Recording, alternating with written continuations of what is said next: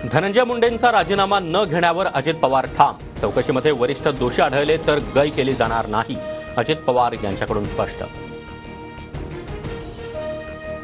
बीड हत्या प्रकरणामध्ये दुरान्वये संबंध नसल्याचं धनंजय मुंडेंचं मत। मुंडेंच्या राजीनाम्याच्या प्रश्नावर उपमुख्यमंत्री अजित पवारांचं स्पष्टीकरण। अमोल मिटकरी, सूरज चव्हाण मुन्नीच्या सांगण्यावरून आरोप करतायत। राष्ट्रवादीतील मुन्नी ही महिला नसून पुरुष आहे। मुन्नीला एकदा बोलू द्या, मग समजेल, सुरेश धस यांचा निशाणा।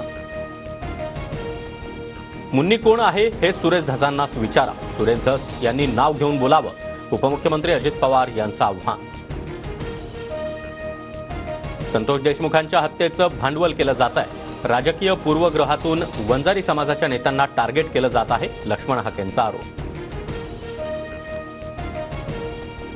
धनंजय मुंडे आणि पंकजा मुंडेंनी वाल्मिक कराडची मसल आणि मनी पॉवर वापरली, अंजली दमानी यांचा आरोप। स्वतःचं पाप झाकायला ओबीसी करू नका, धनंजय मुंडे, मी घाबरत नाही। 25 जानेवारीनंतर मला भेटा, पैठणमधील मोर्चातून मनोज जरांगेंचा धनंजय मुंडेंना इशारा।